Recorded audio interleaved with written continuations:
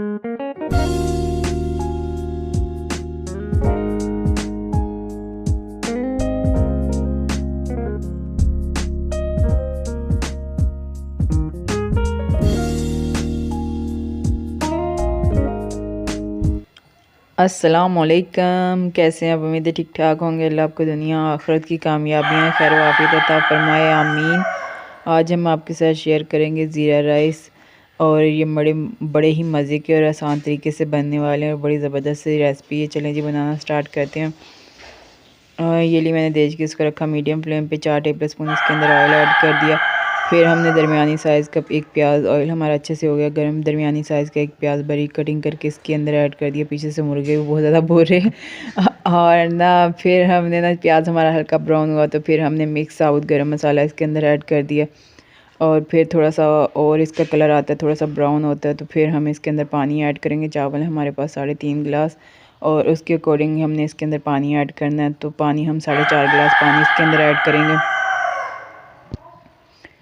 तो इस तरह से हमने ना 4.5 गिलास पानी इसके अंदर ऐड किया है, और फिर हम इसको कवर करके छोड़ देंगे जब तक इसको बॉयल नहीं अच्छे तरीके से आ जाता।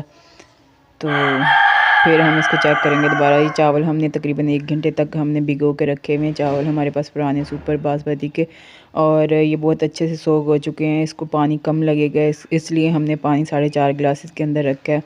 बहुत कम पानी लेंगे क्योंकि ये अच्छे से इसने पानी अपने अंदर सोख कर लिया। तो हमने दोबारा से ओपन किया ढक्कन, और ना इसका चेक किया, बॉयल आ गया इसको बहुत अच्छे से। तो फिर हमने इसके अंदर चावल ऐड करना शुरू कर दिया।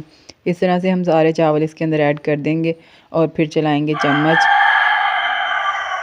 और फिर हम ना इसके अंदर नमक ऐड करेंगे। तो चावल 3.5 गिलास चावल थे, उसके हिसाब से ही हमने नमक इसके अंदर 2.5 टेबल स्पून इसके अंदर नमक गया। तो फिर हमने बड़ी एहतियात से आराम से चावल में चम्मच चलाया, और फिर हम इसको कवर करके छोड़ देंगे।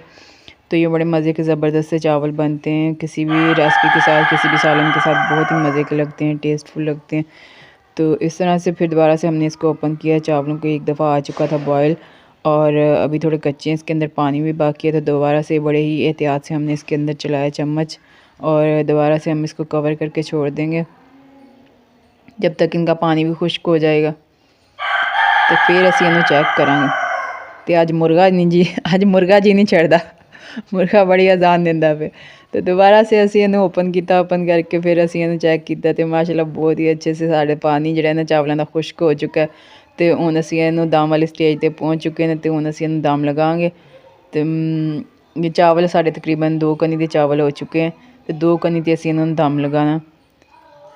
2 कनी के चावल ने, तो 2 कनी ते असीं इन्हूं दम लगाना। तो फिर असीं निकालांगे चम्मच, तो बड़ी एहतियात नाल एक दफ़ा ऊपर नीचे करके ना, तो असीं ना कवर करके छड़ देना तकरीबन 10 मिनट लिए।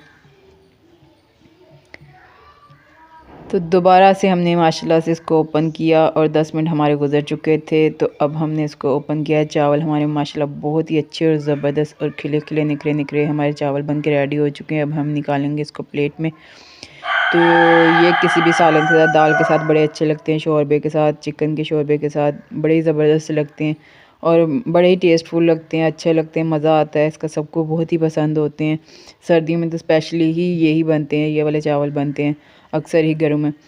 तो बड़ी आसान और सिंपल सी रेसिपी है, बहुत जल्द बन के रेडी हो जाती है, और मज़े की भी लगती है। तो इस तरह आप भी बनाएं ज़रूर, और मुझे ज़रूर कमेंट में बताएं कि किस तरह से लगे आपको ये ज़ीरा राइस। तो अब हम इसको करेंगे टेस्ट। और ये देखें माशाल्लाह बड़े अच्छे ज़बरदस्त से हमारा लाइट सा कलर आया। हमने ज़्यादा डार्क कलर नहीं लेके आए, हमने लाइट ही कलर रखना है। साथ हमने रखा था चिकन का शोरबा। और अब हम इसको करेंगे टेस्ट करके आपके साथ शेयर करते हैं किस तरह से हमारे चावल बने।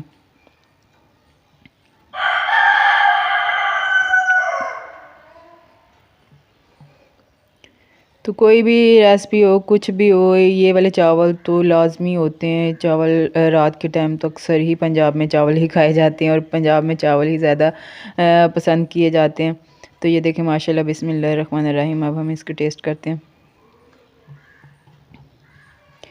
माशाल्लाह जी बहुत ही आला परफेक्ट बने हैं, हर चीज़ बहुत परफेक्ट है, नमक भी बहुत परफेक्ट है, आला और कमाल के बने। आप भी बनाए और दुआ में याद रखें।